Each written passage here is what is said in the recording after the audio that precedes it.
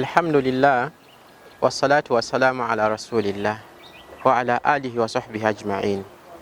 We praise Allah subhanahu wa ta'ala, the one who raised the heavens and created the creations.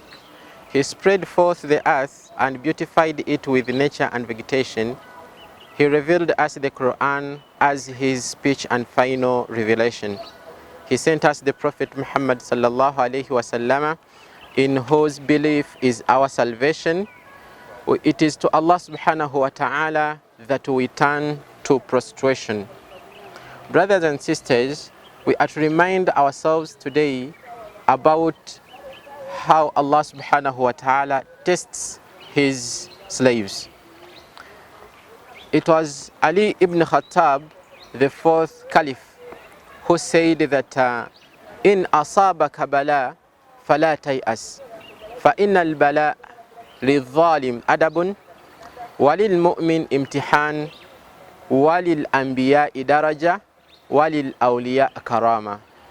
Allah subhanahu wa ta'ala, in this world he put us, it's not a bed of roses, but it's rather a way to be tested.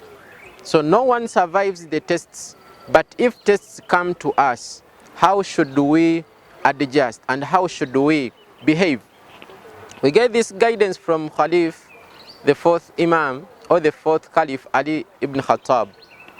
He says that when someone is tested, or when a calamity strikes you from Allah subhanahu wa ta'ala, if you have been among the transgressors, it's discipline for you to stop whatever bad you have been doing.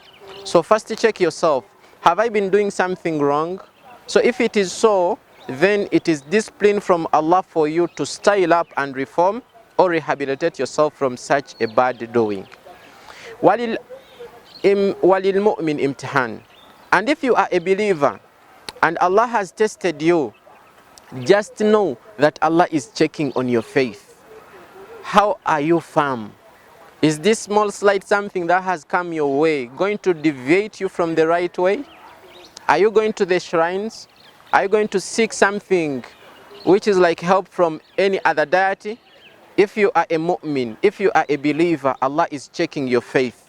How are you going to interpret it? Do you know that it's from Allah subhanahu wa ta'ala, or someone is behind it? So if you are a believer, just know that this test coming to you, Allah is checking on your faith and how firm you are. Walil anbiya'i daraja. And for the messengers and the prophets that Allah subhanahu wa ta'ala sent on this material world, Allah tested them differently. But whenever Allah could test them, he could elevate them in status. If we are to begin, or if we are to count, the tests that came the way of the prophets, they are uncountable. Ibrahim alayhi salatu wasalam, Allah tested him with fire. He tested him with his father or his guardian not accepting Islam. It's a very big test. You are calling towards Allah and someone in your family has refused to adapt. Look at the Prophet Muhammad sallallahu alayhi wasallam. He was tested multiple times. He lost all his daughters and sons. He was left in a way that if you are not a believer, you can't even adhere to that situation. So to the prophets, Allah subhanahu wa ta'ala tested them as a way to elevate their status. And walil awliya, and the people who belong to Allah's friends, Allah tests them in a way to bring them closer to Him and to make them superior over others. Because the tests that Allah subhanahu wa ta'ala gives us, there is a way they bring us together, and the community will back you up and you say, hey, is this me? All these people have come to convey their condolences to me. All these people have come to be with me in this trying moment. So brothers and sisters, this world, there is no way a Muslim will not survive tests of Allah. But how do you interpret them? Matters. If you are a transgressor, Allah is disciplining you to stop whatever bad you're doing. And if you are a believer, Allah is checking on your faith. And if you are a prophet of Allah, Allah is looking for ways of elevating your maqam or your status.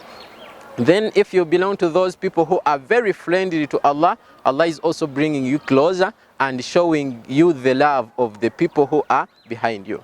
As I summarize, in one of the du'as that we get from one Sahaba called Salam ibn Abi Muti' rahimahullah, he showed us the way we can lessen Allah's tests on us, because we can't do away without tests. But if these tests come to us, there is a way Allah will lessen them to not be so much onto us. He gave us a dua which he used to recite, and this dua is like, Allahumma in kunta balagta ahadun min ibadika as-salihin darajatan bi balagh faballighniha bi'afiyah. He could recite this dua obviously, and he could say that, oh Allah, if you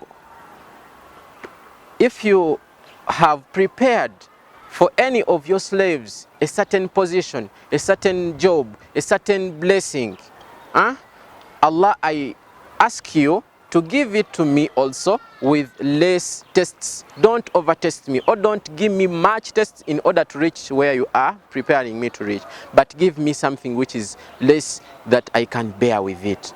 Darajatan bi balagh faballighniha bi'afiyah. Allah, lessen my trials, my tests, such that I reach that destination. So there are people who are really holding big positions and big posts. They're having big ni'mas, but they have not gone through those much tests and trials. This is the dua perhaps you might use. You may not go through a very big interrogation, may not go through a very big panel, or the panel may be there, but with less what? Less questions, less whatever, but Allah subhanahu wa ta'ala makes you pass through. So brothers, there is no way that you can live in this world without tests. Summarizingly, the way Allah subhanahu wa ta'ala is going to award people paradise, it is basing on the way we responded to tests and trials, not our deeds that we did. This is in the hadith of Ibn Mas'ud. So when you are positive from whatever comes your way, just know it is from Allah.